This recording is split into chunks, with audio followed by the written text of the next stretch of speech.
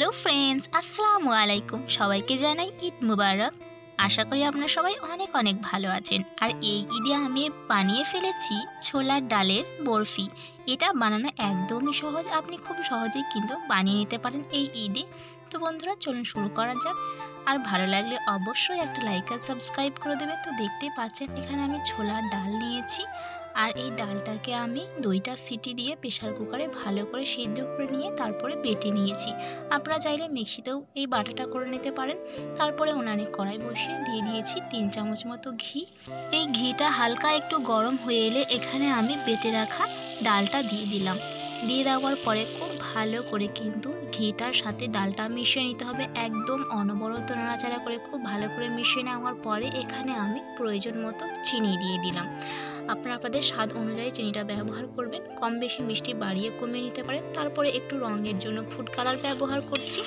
আপনারা চাইলে এই ফুড কালারটা স্কিপ করতে পারেন, তবে এই ফুড কালারটা ব্যবহার করলে কিন্তু এই বরফির রঙটা অনেক সুন্দর হয়। তারপরে খুব ভালো করে নাড়াচাড়া করে এরকম একটা শক্ত মিশ্রণ তৈরি করে নিয়েছি। তারপরে শেষে শাহি গরম মশলা আর পাউডার মিল্ক দিয়ে খুব ভালো করে মিশিয়ে নিলাম। তো সবগুলো উপকরণ খুব ভালো করে মিশিয়ে নেওয়ার পরে যখন দেখবেন এরকম ডোটা শক্ত হয়ে গেছে, এই পর্যায়ে উনান থেকে নামিয়ে একটা পাত্র সেট করে পাত্রটার গায়ে খুব ভালো করে তেল বা ঘি ব্রাশ করে নেবেন। তারপরে বরফি তৈরি করার জন্য এই মিশ্রণটা খুব ভালো করে কিন্তু সেট করে দিতে হবে।